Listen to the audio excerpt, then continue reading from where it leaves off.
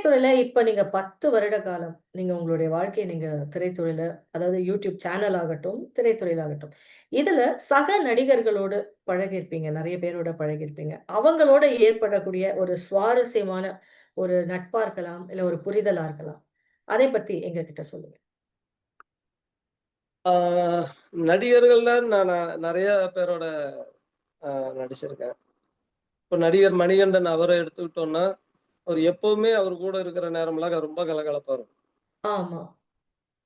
அவரே ஒரு ரொம்ப கலகலப்பான ஒரு மனிதர். அது போக அவரோட மிமிக்ரீஸ் இது எல்லாமே. இந்த படத்துக்கான கடைசி ஒரு 10 நாள் ஒரு டிஸ்கஷன் இருந்தது. அந்த டிஸ்கஷனே எப்படி இருக்கும்னா, ஒரு கலந்துரையாடலுக்கான எல்லா என்ன தீவிரத்தன்மை அதுல இருந்தாலும் ம். இடையில அந்த தீவிரத்த அவரு கொஞ்சம் கலைச்சு ஜாலியா இருக்கலாங்கிற மாதிரி ஏதாவது ஒரு மிமிக்ரி பண்ணிட்டே கொண்டு இருப்பாரு. போயிடுவாரு. அது ஒரு பயங்கர கொண்டாட்டமா மாறிடும். அ அது போல ரொம்ப மகிழ்ச்சியா தான் அது அ பண்ணியிருக்கிறோம். ம். மற்றபடி நடிகர்களோட எனக்கு எனக்கு திரை அனுபவம் அப்படிங்கிறது என்ன அப்படின்னா, ரொம்ப மோசமான அனுபவங்கள் எதுவுமே இல்ல. பெரிய விஷயமே. ம். அது நம்மள எப்படி வச்சுக்கிறோங்கிறத பொறுத்து இருக்கு. உண்மை, உண்மை. அதனால மற்ற நடிகர்களும், நடிகைகளும் என்கிட்ட ரொம்ப அன்பாவும், நட்பாவும் தான் எல்லாருமே பழகியிருக்காங்க. சுவாரஸ்யமான சம்பவங்கள்னா ஒரு சம்பவம் ம். சொல்லலாம். சொல்லுங்க. ஒரு ஒரு வெப் சீரிஸ்க்காக Amazonல ஒரு வெப் சீரிஸ்க்காக நடிச்சுக்கிட்டு இருக்கோம். ஓகே. அதுல எனக்கு ஒரு போலீஸ் கேரக்டர். எனக்கு போலீஸ் மாதிரி சல்யூட் அடிக்க தெரியாது. அப்ப அந்த வெப் சீரிஸ்ல ஒரு உண்மையான போலீஸ்காரர் ஒருத்தர் அவருடைய வேலைய விட்டுட்டு அந்த வெப் ம். சீரிஸ்ல போலீஸ்காரராவே நடிச்சிட்டு இருக்காரு. உண்மையான பரவால்ல. போலீஸ்காரர் போலீஸ் வேலைய போலீஸ்காரர். விட்டுட்டு அ அதுல அந்த வெப் சீரிஸ்ல மறுபடியும் ஒரு போலீஸ்காரரா நடிச்சிட்டு இருக்காரு. நான் அவர்கிட்ட ம். போய் உதவி கேட்டேன். எனக்கு எப்படி சல்யூட் பண்ணணும்னு தெரியாது. எனக்கு கொஞ்சம் சொல்லிக் குடுங்கன்னோனே, அவர் திடீர்னு எனக்கு வாத்தியாரா மாறி, ஆ ஆ. போலீஸ் ட்ரெய்னிங்க்கு வந்த ஒரு ஸ்டூடண்ட்ட எப்படி ட்ரீட் பண்ணுவாரோ, அது போல என்ன ட்ரீட் பண்ணி, எனக்கு சல்யூட் பண்றதுக்கெல்லாம் சொல்லிக் குடுத்து, ஆ ரெடி பண்ணிட்டாரு. இப்ப என்ன அப்படின்னா, ஒரு ஒரு காட்சியில நாங்க எல்லாருமே சேர்ந்து நடிக்கணும். இப்ப அந்த காட்சியில ஒரு உயர் அதிகாரி உள்ள வருவாரு. எல்லாரும் எந்திரிச்சு அவருக்கு சல்யூட் பண்ணணும். அந்த காட்சியில ஓகே. எல்லாரும் அவர் வந்தாரு, டேக் அப்படின்னோனே எல்லாரும் சல்யூட் பண்ணோம். ஓ! டைரக்டர் கட் அப்படின்னு சொல்லிட்டு நேரா அந்த முன்னாள் போலீஸ்காரர்கிட்ட போயி ம். அசிங்கமா அவர திட்டி, அச்சச்சோ! "ஏன் இப்படி தப்பா சல்யூட் அடிக்கிற?" அப்படின்னு அவர்கிட்ட. இத கேட்டு அவர்கிட்டயே. நான் பதறிட்டேன். இவரு சொல்லிக் குடுத்து தானே நம்ம சல்யூட் பண்ணோம். அடு அடுத்து டைரக்டர் நம்மகிட்ட தான் வரப்போறாருன்னு நான் பயந்து ஓகே. டேபிளுக்கு அடியில போயிட்டேன். ஐயய்யோ! அப்புறம் பார்த்தா டைரக்டர் என்ன சொன்னாருன்னா, "நீ ரொம்ப தப்பா சல்யூட் அவரு பாரு கரெக்ட்டா சல்யூட் அடிக்கிறாரு. அவரு மாரி உங்கள பண்ணுங்கன்னு" என்ன பார்த்து. காமிச்சுட்டு ம், குடுத்தாரு. ம். அவரு ஒரு 2 நாள் என்ன கொலவெறியோட சுத்திட்டு இருந்தாரு. நான் அவருக்கு பயந்து பயந்து ஒளிஞ்சு உள்ள இந்த உண்மையிலேயே ஸ்டுடியோக்குள்ள பெரிய அ இந்த மாதிரியான சம்பவங்கள்லாம் நடக்கும். சினாரியோ. ரொம்ப, ரொம்ப சிறப்புங்க. நடிக்கிறதுல வந்து ஆனா எல்லாருக்குமே நடிப்புங்கிறது ஒரு பெரிய ஒரு கனவு. அது நெறைய பேருக்கு வரும். ஒரு பேருக்கு வராது. அப்படி நடிக்கும்போதே நம்ம ஒரு சிலர வந்து நம்ம கற்பனையில வச்சிருப்போம். இந்த மாதிரி ஒரு ரோல் இருந்தா நமக்கு நல்லாருக்கும் நடிக்க. இந்த மாதிரி பண்ணணும். அப்படி உங்களுடைய நடிப்புக்கு முன்மாதிரியா இருந்த கதாபாத்திரமாட்டும், இல்ல அந்த பாத்திரத்திலே நடித்த நடிகர், அந்த மாதிரி யாருன்னா இருக்காங்களா? இல்ல எனக்கு முன்மாதிரியான நடிகர்கள் நான் யாரையும் அப்படி நடிப்புல இவர் மாரி நடிக்கணும்னு நான் ஃபாலோ பண்றதில்ல. ஓகே, ஆனா நான் ரொம்ப ரசிச்சு பார்க்கிற நடிகர்கள் நெறைய பேர் இருக்காங்க. ஓகே. அவங்களோட டெக்னிக்ஸ் இருக்கு. அந்த ம். டெக்னிக்ஸ தான் நான் எடுத்துக்குவேனே ஒழிய, அவங்களோட ஸ்டைல நான் பிக்கப் பண்ண மாட்டேன்.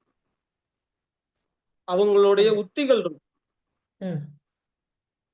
அந்த உத்திகள நம்ம கத்துக்கலாம். அப்படி நெறைய பேர்கிட்ட இருந்து நான் நெறைய கத்துக்கிட்டு இருக்கேன். ஓகே. ஆ அவங்க நடிக்கிற பாணி இருக்கு இல்லையா? அந்த ஸ்டைல நம்ம ஆமா. அப்படியே ஃபாலோ பண்ண தேவையில்ல. அதுதான் அவங்க பண்ணிட்டாங்களே, அது எதுக்கு நம்ம பண்ணணும்? இன்னொன்னு எனக்கு அதேதான். என்னன்னா, ஆ 2 வகையான நடிப்பு முறை இருக்கு இல்லையா? ஒண்ணு மெத்தட் ஆக்டிங்ன்னு சொல்லுவாங்க. இன்னொன்னு ஸ்பான்டேனியஸ்ன்னு சொல்லுவாங்க. ஓகே, அ முதல் குறும்படத்துல நடிக்கும்போதே, நான் மெத்தட் ஆக்டர் இல்லங்கிறது எனக்கு தெரிஞ்சிருச்சு. ஓகே. முதல் 2 சீன் நடிக்கும்போதே மெத்தட் ஆக்டிங் எனக்கு வரல. இல்ல. ம். நான் திணர்றேங்கிறது எனக்கு தெரிஞ்சிருச்சு. ஓகே. அப்போ 3வது சீன் நடிக்கும் போதிலிருந்தே, நான் ஸ்பான்டேனியஸா அந்த கதாபாத்திரமா நான் இருந்தா என்ன செய்வனோ, ரைட். அத பிஹேவ் பண்ண ஆரம்பிச்சுட்டேன். இப்போ நான் நடிக்கிறது இல்ல. நான் பிஹேவ் தான் பண்றேன். அந்த கேரக்டரா நான் இருந்தா என்ன பண்ணுவேனோ, அத அங்க செஞ்சுட்டே இருப்பேன். வசனம் மட்டும் தான் நான் மனப்பாடம் செஞ்சுக்கிறதே ஒழிய, மற்றபடி நடிப்பு, உடல் மொழி எல்லாமே அந்த கேரக்டரா நான் இருந்தா என்ன பண்ணுவேன்ங்கிறத யோசிச்சு செய்றது தானே ஒழிய, ஓகே. மெத்தட் ஆக்டிங் இந்த இடத்துக்கு இப்படிதான் முக பாவனை இருக்கணும், இதத்தான் பண்ணணும், அந்த மாதிரியான மா அந்த மாடல் எனக்கு செட் ஆகல. ஓகே. தவறான மாடல்ன்னு நான் சொல்ல மாட்டேன். அது இல்ல. நீங்க ஒவ்வொரு அந்த கேரக்டரா வாழ்ந்ததுனால தான் இன்னைக்கு இன்னைக்கு இத்தன பேருக்கு நடுவுல நீங்க இருக்கீங்க. இத்தன பேர் உங்கள பார்க்குறாங்க. உங்க நடிப்பை ரசிக்கிறாங்க. ஏன்னா ஸ்பான்டேனியஸா நீங்க நான் எஸ், பண்றதுனால, எஸ். உண்மை. அது ரொம்ப இயற்கையா இயல்பா இருக்கிறதா எல்லாரும் சொல்ல எல்லாருக்கும் ஆரம்பிச்சுட்டாங்க. பிடிச்சிருக்கு. அந்த இயல்பு தான் பிடிச்சிருக்கு ரொம்ப. அப்பாடா தப்பிச்சுட்டோம் அப்படின்னு சொல்லி நானும் நடிச்சுட்டேன். நல்லது. ஏன்னா நெறைய பேருக்கு அந்த இயல்பா வர்றதே ஒரு தடுமாற்றம் வந்துரும். இந்த கேமராக்கு முன்னாடி இயல்பா நடிக்க சொன்னா கூட, இந்த கேமரா பார்க்கும்போது ஒரு ஒரு தடுமாற்றம் ஒண்ணு வந்துரும். ஆனா உங்களுக்கு அந்த மாதிரிலாம் இல்ல. கேமரான்ற ஒண்ணு இருக்கா? நானா அப்படியே போயிட்டே இருக்கேன், பேசிட்டே போறேன் அப்படிங்கிற மாரி தான் உங்களுடைய நடிப்பு இருக்கு. அது ஒரு ஒரு மிகப்பெரிய ஒரு கலை. அது உங்களுக்கு கடவுள் நெறைய குடுத்துருக்காருன்னு நெனைக்கிறேன். வாழ்த்துக்கள். இப்ப நீங்க ஒரு பிஸி ஷெட்யூல்ல இருப்பீங்கண்ணா. கண்டிப்பா வந்து நெறைய ஒரு ஏன்னா இப்ப நீங்க ஒரு பாப்புலர் ஐகான் ஆயிருக்கீங்க. நெறைய பிஸி ஷெட்யூல்ல இருப்பீங்க. அப்ப நெறைய பேர் கதை சொல்லும்போது, ஒரு சில இடங்கள்ல நம்ம நடிக்க முடியாத சூழல் போயிரும். உங்களோட கால் ஷீட் வந்து மேட்ச் ஆகாம இருக்கலாம். நேரம் குடுக்க முடியாம. அப்படி நீங்க தவற விட்ட வாய்ப்பு, அது மாரி ஏதாச்சும் ஒண்ணு எப்பயாச்சும் உங்க மைண்ட்ல இருக்குங்களா? ஃபீல் நெறைய பண்றீங்களா? நெறைய இருக்கு. நெறைய இருக்கு. ஆ. ஏன்னா இதுல தொடர்ச்சியா படங்கள், வாய்ப்புகள் நமக்கு வந்துகிட்டே இருக்கும். நம்ம ஆமா. முதல்ல எது வருதோ அத நம்ம அ ஏத்துக்கணும். அப்போ அந்த படம் பண்ணிக்கிட்டு இருக்கும்போதே இன்னொரு ஒரு படத்துக்கான வாய்ப்பு வரும் ஆ. இடையில. கரெக்ட். அது அது நம்ம பண்ணிட்டு இருக்கிற படத்த விட ஒரு பெரிய ஒரு ஒரு முன்னணி நடிகர்னுடைய படமா இருக்கலாம். இல்ல ரொம்ப நல்ல கதையா இருக்கலாம். பெரிய படமா இருக்கலாம். இத விட அதுல அதிக சம்பளம் நமக்கு கிடைக்கிறதா இருக்கலாம். ஆனா நம்ம செய்ய முடியாது. இத செய்ய ஒத்துக்கிட்டு முடியாது. பண்ணிக்கிட்டு இருக்கிறதுனால, அப்படி நெறைய படங்கள் அ சாரி ஓ! என்னால பண்ண முடியாது. வேற ஒரு சந்தர்ப்பத்துல பண்ணலாம் அப்படின்னு சொல்லி அ பண்ண முடியாம முடியாது. போன படங்களும் இருக்கு. சூழல் இருக்கு. நெறைய ம். அ சிவகார்த்திகேயன் டான்ங்கிற படம் அப்படி ஆமாங்க. பண்ண முடிய அ மன்னிக்கணும் பண்ண முடியல அப்படின்னு அச்சச்சோ! விட்டது இருக்கு. ம். லியோல பண்ணல. ஓ! தக் லைஃப் பண்ணல. அடடா! அ இன்னொன்னு எனக்கு எல்லாம் 3மே ரொம்ப நல்ல பெரிய படம். நடிகர்கள், பெரிய படங்கள்ல நடிக்கிறதுக்கும் எனக்கு இப்போதைக்கு பெரிய ஆர்வமும் இல்ல. ம், அது ம், ம். வாய்ப்பு வந்தது என்னால இப்போ பண்ண முடியாதுன்னு நான் சொல்லியிருந்தேன். இருந்தாலும் பெரிய படங்கள்ல என்னுடைய இயல்புக்கு அந்த படங்கள்ல இப்போ நான் சினிமால எனக்கு இருக்கிற இடத்துக்கும், அந்த கண்டிப்பா. படங்களுக்கு நான் இப்ப போய் செய்யறது சரியா இருக்காதுன்னு எனக்கு எனக்கு தனிப்பட்ட முறையில அப்படி ஒரு அ ஓகே. கருத்து. ஸோ நடந்தது நல்லதுன்னே நெனச்சுக்கலாம் அப்ப. ஆனா நான் இல்லைங்களா? அப்படிதான் நினைக்கிறேன். அப்பாடா! அதுல போய் மாட்டல அப்படின்னு. ஏன் அப்படின்னா, பெரிய படங்கள் நம்முடைய நேரத்த ரொம்ப அதிகமா சாப்பிடும். நிச்சயமா. அங்க நம்முடைய நம்முடைய கதாபாத்திரத்துக்கான வேலை ரொம்ப குறைவா இருக்கும். நேரமும் ரொம்ப குறைவா இருக்கும். பெரிய நடிகர்கள் படத்துல முழு ஃபோக்கஸும் அவங்க மேல தான் இருக்கும். நம்ம மேல இருக்காது. ஆமா.